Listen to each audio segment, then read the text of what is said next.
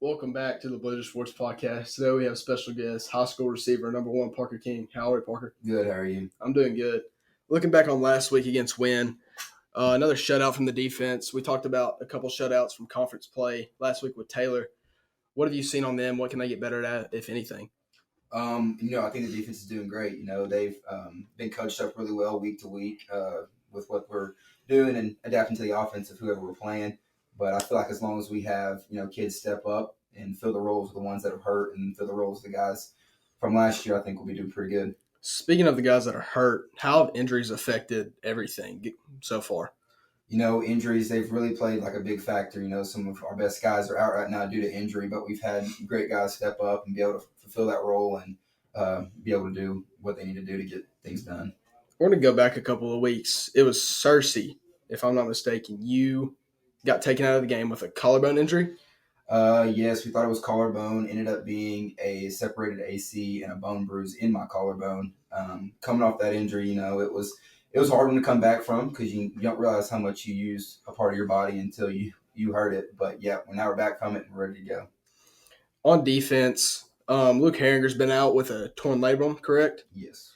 Corey Gamble stepped up multiple times in the past couple of weeks. What have you seen from him?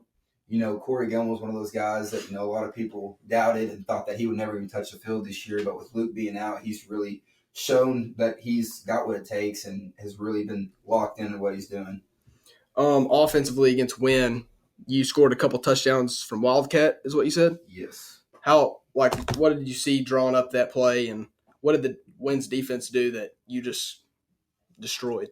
Well, from last year, we in playoffs, I ran Wildcat, and we saw that was a new weapon we'd be able to use. And so Coach, was trying to find new ways for me to get my hands on the ball. And we saw that Wynn was kind of light in the box when it came to us getting certain formations. And our line and H-backs put on some really good blocks and gave me a hole to run. Searcy game. First half wasn't too good, offense nor defense. Into the first half, we got a big turnover on defense that led to big momentum change, and we scored a touchdown, correct, before the halftime. We did. We scored right before half to be able to, push that momentum into halftime. So I think that was a big turning factor for the team. And then how was halftime at that game? Halftime, I wasn't there. I ended up leaving to go get an x-ray, but I know that coaches going in there saying that we know we weren't playing the best that we could and that there's a lot of things that we could do differently. So I know he gave him a good pep talk, and we got back out there the second half, and just played how we should have in the first. Did you watch the game after you'd left any, or? Yeah, I watched the game as much as I could. I was in a lot of pain at this time, so riding back in an hour car ride home wasn't the best thing. But, I tried to be there and support my team, and watching what I did it was great. I just love to see how the guys bounced back after me and Barrett Mallett went out. It was great just to see the team step up. Barrett Mallett, one of the most electric guys on the team right now. Last week he had maybe not last week, it was Harding. He had multiple touchdowns in Wildcat, correct? Yes. And what have you seen from him? Man, it's awesome. He's a very athletic kid. He's very coachable, very, very coachable, and he wants it. He has a better drive than a lot of kids his age, and I feel like as long as he keeps that up, he'll go places one day. Win game. What went into the offense just overall? What did everybody do right that went into throwing at 35?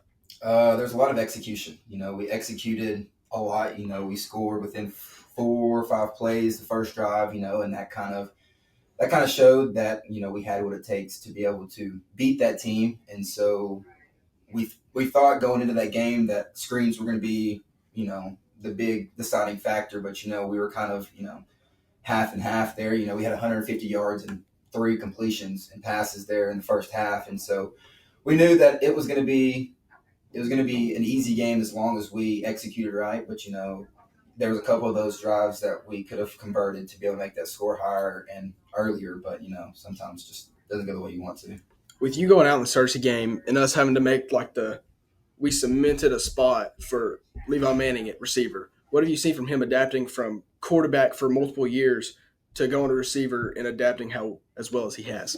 Man, I feel like he adapted really quick, and I think it was honestly a plus for our team. You know, we had Taylor and him both fighting for that spot was one thing that I felt like may have hurt us more than helped us because we didn't know who was going to be our quarterback because we switched every play and there was a new quarterback every drive. So I feel like putting him out there was a plus for us. I mean, he's got the hands, he's got the speed, he can jump, he can do everything. And I feel like it really helped with moving me back inside to where I'm can be more versatile and be able to get the ball more. And Paragould game, you had a like a 30 something yard catch down the sideline. Yeah, we I think we were running maybe in flood, and Taylor threw the ball up, and he knows that if he throws it out there, I'll go run and get it. You know, I caught it, and I was kind of surprised I caught it. I thought the ball hit the ground at first, and then got back up and realized I caught it. It was great.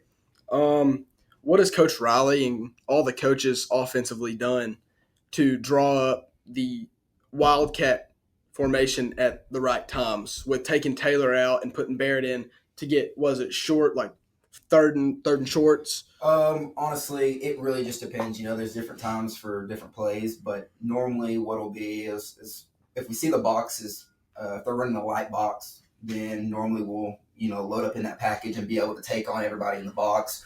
Or if we're on like a third and short or a 3rd and 5, maybe we know that it's a formation and we can put in a play that's going to be able to get us those yards for that first down. Homecoming was a couple weeks ago. How did you enjoy that for your last football homecoming since you're a senior? How did you enjoy everything you've done for the past 3 4 years? It was honestly great. You know, it was a really good team.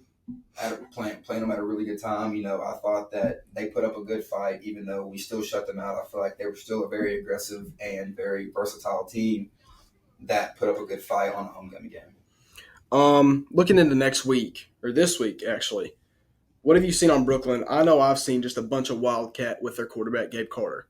Yeah, that's what it's looked like. You know, they don't really have much anymore. You know, they lost Calvin last year.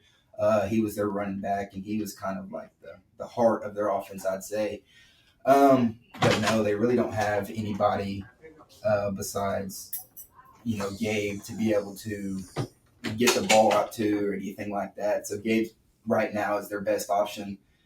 Unless they can have somebody else step up at like maybe a receiver spot or at the running back spot to be able to move the ball down the field. What have you seen on film that going into this week? What have you seen, and what would your score prediction be so far for what you've seen? From the offensive side, looking at their defense, it's really been, they've got a little bit of everything. But now that we've shown that we can run and pass the ball, I feel like they're going to make a few changes to their defense to try to be able to stop. Well, because they got to pick either stop Wallace or stop the receivers, and if they stop one, then we've got the other. So they're gonna. I think they'll be pretty good at covering our trips concept. But I think as long as we've got stuff other than trips to be able to run, I feel like we should sweep them because the defense is going to do their thing. You know, hopefully another shutout this week. But if I had to say score predictions, I'm going to say 35-0 again this week. What was that? A couple months ago, you committed to Harding to play football. Yes. How was that decision switching from committing to play baseball at Memphis at a Division I level to go to play football at Harding? Was that a hard decision for you? Switching from the sport I've played since I was little to a sport I picked up just a few years ago was definitely rough there at the beginning, but went to a Harding camp and they showed the brotherhood and all that kind of stuff, and it really like drug me closer to the program, and the whole Christian-based aspect around it really drug me closer too, because I think it helped me strengthen myself in many different ways going to Harding. What have you seen over the season so far? Like, what can the team get better at? I know we're like unbelievable right now, only losing one game, and even having a chance to win that game we lost. What have you seen? Like, what is your season overview? I think that defense kind of started off a little rocky. So did offense, but defense, has came out of that little slump, and I feel like they're electric right now. Offense, on the other hand, I feel like if we can get to a point to where we stop turning the ball over and be able to convert those bad drives into good drives, I think that it would be a game changer. I think that we would be able to score more and put more keep our defense off the field and keep the pressure on them. And what do you think for the future? I mean, playoffs are coming up here in a few weeks. What about the rest of the regular season? Rest of the regular season, I think we've played one of the hardest games already with it being Harding Academy, but we still have Brooklyn to worry about this week, and then a couple other pretty decent teams these next few weeks. But when we get into playoffs, it's gonna be a grind. It's gonna be everything we've got, and we just got to do what we know what to do, and not do too much. All right, good talking to you, Parker. Thank you. Thank you.